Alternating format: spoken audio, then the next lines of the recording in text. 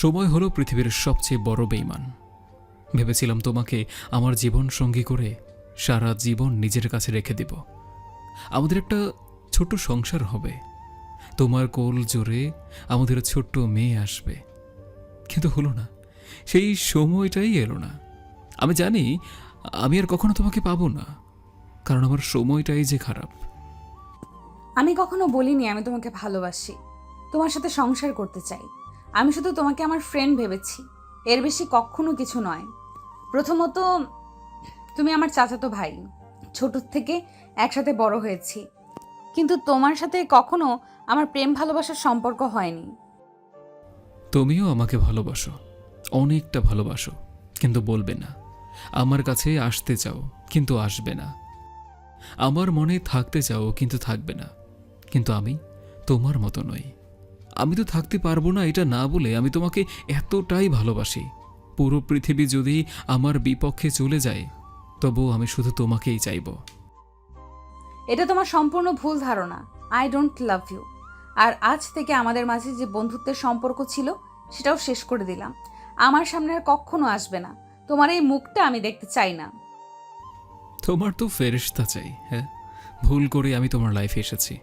তুমি শুধু শুধু আমার সাথে তোমার মূল্যবান সময় নষ্ট করছো। আসবো না, আর কখনো তোমার সামনে আসবো না। ঠিক বলেছ। যাচ্ছি আমি এখান থেকে। আমাকে বলার কিছু নেই মাহিরা। আমি তোমার আব্বুর পছন্দ করা ফেরেশতার মতো পাত্র নই। Go to hell. আপনারা হয়তো এত সময় ধরে কোনো কিছুই বুঝতে পারেননি। চলুন বুঝিয়ে বলি। আমি আয়ান, আর যে মেয়েটা আমার হৃদয় ভেঙে চলে গেল ওর নাম মাহিরা। সম্পর্কে আমরা চাচাতো ভাই বোন। মাহিরা আমার থেকে 3 মাসের ছোট। ছোট থেকে একসাথে আমাদের বড় হওয়া। ও যেখানেই যাবে আমাকে সাথে নিয়ে যাবে। আমি একটু অসুস্থ হলে দিন রাত আমার পাশে থেকে আমার সেবা করত। আর ওর এই কেয়ারিংগুলো আমাকে ওকে ভালোবাসতে বাধ্য করেছে। বেশ কিছুদিন থেকে চাচু ওর বিয়ে নিয়ে কথা বলছিল। গতকাল একটা ছেলে ওকে দেখতে আসে, আর বিয়েও ঠিক হয়ে যায়। আমি ওকে ভালোবাসি সেটা ওকে কখনো বলা হয়নি, তাই আজকে সেটা বলার জন্য ওর বাসার পেছনে পুকুর পাড়ে আসতে বলেছিলাম। আর ও আসতেই আমি আমার ভালোবাসার কথা ওকে জানাই, কিন্তু ও সরাসরি আমাকে না বলে দেয়। তারপর তো শুনতেই পেলেন। রুমে বসে রাগে কটমট করছি। মেজাজটাই খারাপ করে দিল। আমি আয়ানকে আমার ভালো বন্ধু মনে করতাম, আর ও কিনা আমাকে নিয়ে এইসব ভাবে। আর কখনো ওর মুখও আমি দেখব না। চলে যাবার সময় এসেছে। তোমার কি জানা আছে বুকের ভেতরে জমানো এতটা ভালোবাসা রেখে যাব কার কাছে? কতটা সময় আশায় থাকার পর যে পাবো তোমার ভালোবাসার চিঠি। আশা যদি হয়ে যায় ছাই, তাহলে এই পৃথিবী থেকে নিয়ে যাব ছুটি। হিসেব মিলল না তাই জীবনের সব কিছু, তাই হয়ে গেল মিছে। দিনে দিনে শুধু এটাই ভাবি, কি হলো ক্ষতি। চিরটা কাল চলে গেল, কিন্তু হলো কোনো গতি। যখন তোমার ভাঙবে মেলা, তখন হয়তো তোমার এই ভুলের মাসুল দিবে শেষে। আমার চলে যাবার সময় এসেছে। তোমার কি জানা আছে মাহিরা? কিরে মা, একা একা কার সাথে কথা বলছিস? কই, কারোর সাথে না তো আব্বু। তুমি বাজার থেকে কখন আসলে? একটু আগে এসেছি। আচ্ছা, গিয়ে আয়নকে ডেকে নিয়ে আয় তো। তোর বিয়ের জন্য কিছু লিস্ট করতে হবে। আয়ানকে ডাকতে হবে কেন আব্বু? আর কি কেউ নেই আয়ান ছাড়া? আয়নের নাম শুনে এত রেগে গেলি যে? আয়নের সাথে কি তোর ঝগড়া হয়েছে? আমার বিয়ের কোনো কিছুতে আয়ানকে ডাকবে না, এটা আমার সাফ কথা আব্বু। আমি আর কিচ্ছু বলতে চাই না। আব্বু আর কিছু বলে না, আমার দিকে কিছু সময় তাকিয়ে থেকে চলে যায়। আমি জানলার কাছে এসে দাঁড়িয়ে বাইরে তাকিয়ে আছি। কিরে আয়ান, তোর সাথে কি মহিমার ঝগড়া হয়েছে? রুমে মন খারাপ করে বসেছিলাম। হঠাৎ চাচুর কণ্ঠ শুনে এক প্রকার চমকে ওঠে। আমাকে এভাবে চমকে উঠতে দেখে চাচু আবার বলে, কিরে, এমন ভূত দেখার মতো চমকে উঠলি কেন? না আসলে হঠাৎ করে তুমি কথা বললে তো, তাই আর কি। এতক্ষণ ধরে তো কেউ ছিল না, তাই হঠাৎ তোমার আওয়াজ শুনে একটু চমকে উঠেছে। এখন এসব কথা রেখে আমি তোকে যেটা জিজ্ঞেস করলাম সেটা উত্তর দে। কি জিজ্ঞেস করেছে চাচু? আমি বুঝতে পারিনি, আবার বলো। তোর সাথে কি মাহিরার ঝগড়া হয়েছে? কই না তো চাচু, ভাইরার সাথে আমি ঝগড়া করব কেন? সেটা তো তোরাই ভালো জানিস। আর যদি তোদের মধ্যে কিছু নাই হয়ে থাকে, তাহলে আজ কয়দিন থেকে তুই আমাদের বাসায় যাচ্ছিস না কেন? আর না তো মাহিরাও তোদের বাসায় আসছে। ও সব কিছু নয় চাচু, আর কয়েকদিন পর তো মাহিরার বিয়ে, তাই না? তাই এই সময় ওর ঘর থেকে কম বের হওয়াটাই ভালো। আমার সাথে ঠিক বলছিস। আচ্ছা শোন, বিকেলে আমাদের বাসায় আসিস তো, ওই মাহিরার বিয়ের কেনাকাটার বিষয় নিয়ে বসবো আর কি। বিকেলে তো আমাকে এক জায়গায় যেতে হবে চাচু, খুব জরুরি। এখন মাহিরার বিয়ের থেকে আর কোনো কিছুই জরুরি নয়, ঠিক আছে? আমি তোকে বলে গেলাম তুই বিকেলে আমাদের বাসায় থাকবি। আমাকে আর কিছু বলার সুযোগ না দিয়ে চাচু চলে যায়। আমি কখনোই মাহিরার মুখোমুখি হব না। ও যখন বলেছে আমার এই মুখটা দেখবে না, আর যত যাই হয়ে যাক, আমি ওদের বাসায় যাবই না। আজ কয়েকদিন পার হয়ে গেছে, আয়নের জন্য খুব মন খারাপ লাগছে। যার সাথে 1 মিনিটও কথা না বলে থাকতে পারতাম না, আজ কয়েকদিন হয়ে যাচ্ছে তার সাথে কোনো কথা নেই আমার। আয়ান আমার সাথে কথা বলার চেষ্টাই করলো না। তুই কেন আমাকে ওসব কথা বলতে গেলি আয়ান? আমি মনে হয় একটু বেশি করে ফেলেছি ওর সাথে। আমাকে ভালোবাসে সেটা আমাকে জানিয়েছে। আমি তোকে বুঝিয়ে বললে আসতে পারতাম। রাগের মাথায় কতগুলো কথা বলে ফেললাম আমি ওকে। আমার কথায় নিশ্চয়ই খুব কষ্ট পেয়েছে আয়ান। না, আমি আয়ানের সাথে কথা বলবোই। বাড়ির উঠোনে বসে আছি, বাচ্চারা খেলাধুলো করছে, তাই বসে বসে ওদের খেলা দেখছি। হঠাৎ দেখি আমাদের বাইরের উঠানে মাহিরা আমার দিকেই এগিয়ে আসছে। আমি বাসা থেকে উঠেই চলে যেতে নিলাম, তখন মাহিরা পিছন থেকে ডেকে বলে, আয়ান, তোর সাথে কথা আছে, শোন একটু। আজ কতদিন পর মাহিরার কণ্ঠটা শুনলাম। আমি ঘুরে মাহিরার দিকে তাকাই। মাহিরা আমার সামনে এসে বলে, সরি রে, তোকে একটু বেশি বলে ফেলেছি আমি। আসলে তখন না তোর ওসব কথা শুনে মনে প্রচন্ড রাগ হয়ে গেছিল। এইখানে কেন আসছিস সেটা বল। তোর সাথে কথা না বললে আমার খুব কষ্ট হয় আয়ান। আর 2 দিন পর অন্য কারো বউ হবে, আর এখন আমার সাথে কথা না বলে তোর কষ্ট হয়? হ্যাঁ, এসব আজাইরা কথা রেখে বাসায় যা এখন। আর মিথ্যা মায়া জড়াতে চাই না আমি। আমরা তো চাচাতো ভাই বোন, আর তাছাড়া আমরা খুব ভালো বন্ধুও। সারা জীবন আমরা আমাদেরই বন্ধুত্ব সম্পর্কটা রাখি। তার আর কোনো প্রয়োজন নেই। জানি না আমার কপালটাই খারাপ নাকি এটাই পৃথিবীর নিয়ম। আমি যার সবসময় ভালো চাই, যাকে নিজের মনের মাঝে রাখতে চাই, যার থেকে কখনো দূরে যেতে চাই না, সেই আমার থেকে দূরে চলে গিয়েছে। কখনো কখনো ভেবে পাই না, যাকে নিজের সবটা দিয়ে এই মনে আগলে রেখেছিলাম, আজ সেই আমার থেকে অনেক দূরে চলে গেছে। এমনটা কেন বলছিস আয়ান? আমি তো তোকে কখনো ভালোবাসিনি, শুধু বন্ধু ভেবেছি। তাহলে তুই কেন এই ভুলটা করলি? কেন এখন নিজেও কষ্ট পাচ্ছিস আর আমাকেও কষ্ট দিচ্ছিস? তোকে নিজের বলার জন্য সরি, তোর জীবনে আসার জন্য সরি, তোকে ভালোবাসার জন্য সরি, আর আমাকে আমার যোগ্যতাটা বুঝিয়ে দেবার জন্য তোকে অসংখ্য ধন্যবাদ। আমি আর কাউকে কষ্ট দিচ্ছি না, আর না তো দূরে সরিয়ে দিয়েছি। যার মন ভরে গিয়েছে আমার উপর থেকে, সে ছেড়ে চলে গিয়েছে। কেন এমন করছিস আয়ান? আমি তোকে ভালোবাসতে পারবো না, কেন বুঝতে চাইছিস না? আর আব্বু নিজের পছন্দের ছেলের সাথে আমার বিয়ে ঠিক করেছে, সেটা তুই জানিস। আমি কিভাবে তাদের কষ্ট দিব? আমি না খুব বোকা রে, অল্পতেই আমি সবার মায়ায় পড়ে যাই, আর তাই তো দিন শেষে সবাই আমাকে কষ্ট দেয়। যাই হোক, আর কথা বাড়াস না, চলে যায় এখান থেকে। নিজেও ভালো থাক আর আমাকেও একটু ভালো থাকতে দে। আয়ান আর আমাকে কোনো কিছু বলার সুযোগ না দিয়ে চলে যায়। আমিও মন খারাপ করে বাসার দিকে হাঁটতে থাকি। যখন সময় আর পরিস্থিতি খারাপ হয়, তখন অনেক কিছুই শুনতে আর সহ্য করতে হয়। ইচ্ছে তো করে মনের অনেক কথা বলি তোকে, কিন্তু ভাবি কার সাথে বলবো। পরের দিন সকাল 9টা, খুব হইচই আর আনন্দে মেতে উঠেছে মাহিরাদের বাড়িটা। আজ মাহিরার হলুদ সন্ধ্যা, কালকেই অন্য কারো বউ হয়ে যাবে ও। হঠাৎ কাঁধে কেউ হাত রাখতেই পিছনে ঘুরে দেখি মাহিরার মামাতো বোন হিয়া। আরে হিয়া, তুমি কখন আসছ? আরও কয়েকদিন আগে এসেছি। আপনি ফুপাদের বাসায় কেন আসেন না? আর মাহিরার বিয়ে হয়ে যাচ্ছে, আপনি না মাহিরাকে ভালোবাসেন, তাহলে কাউকে কিছু বলছেন না কেন?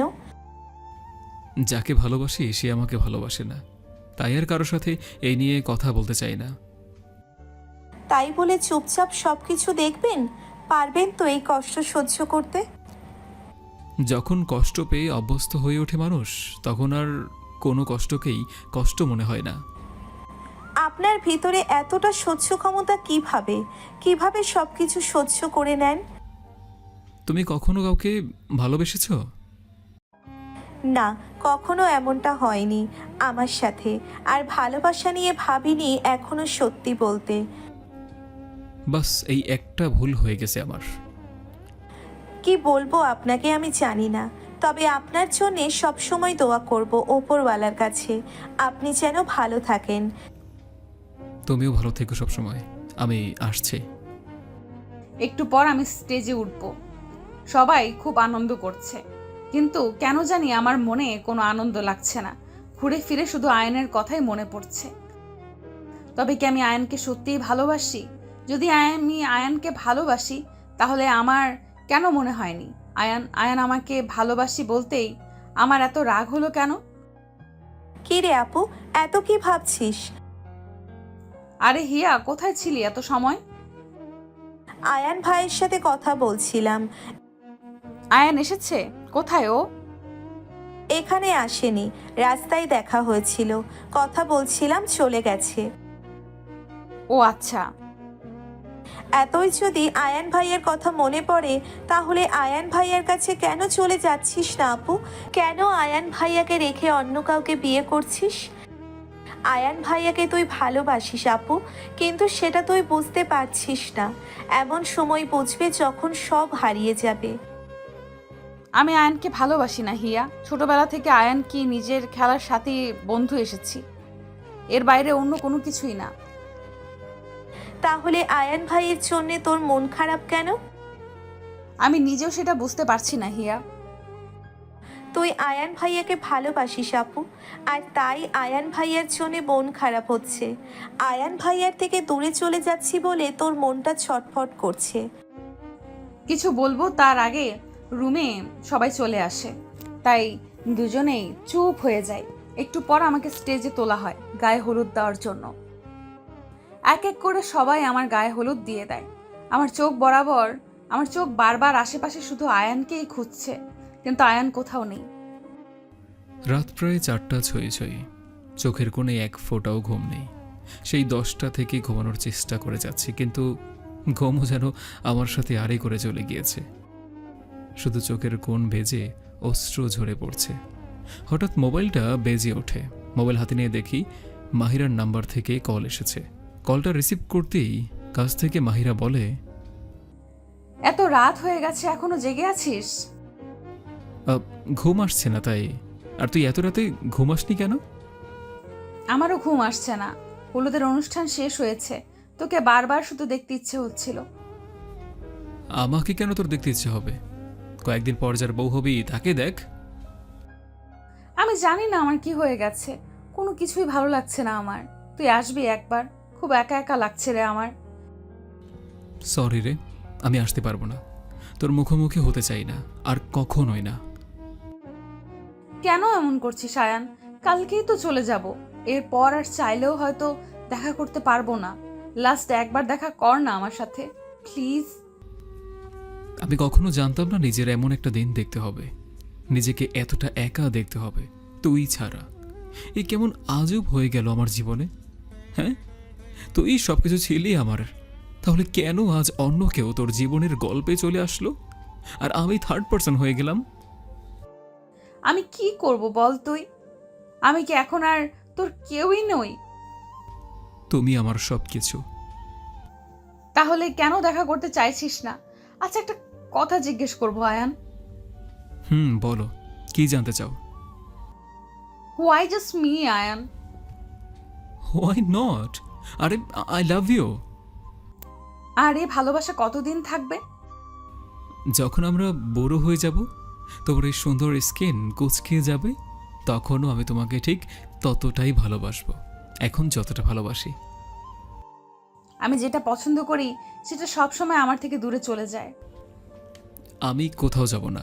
আর হ্যাঁ, আরও একটা কথা তোমাকে আজকে ক্লিয়ার করে বলছি, আমি তোমাকে আজও ভালোবাসি, আগেও ভালোবাসতাম, আর সারা জীবনও ভালোবেসে যাব, তুমি আমার হও বা না হও।